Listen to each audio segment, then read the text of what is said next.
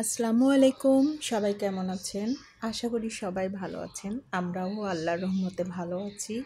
কিন্তু এত পরিমাণে বৃষ্টি যে বৃষ্টি থামছেই না, একটু কিছুক্ষণ পর পর হঠাৎই বৃষ্টি চলে আসছে। একেবারে জনজীবন অতিষ্ঠ, চারিদিকে বৃষ্টি পানি। তো এই বৃষ্টির মধ্যে কি আনন্দ! আসেন আমরা সবাই মিলে, পরিবারের সবাই সদস্য মিলে আমরা আজকে খিচুড়ি রান্না খাবো। খিচুড়িটা অনেক মজার হয়েছিল। আমরা সবাই একসাথে বসে আজকে খিচুড়ি উপভোগ করব।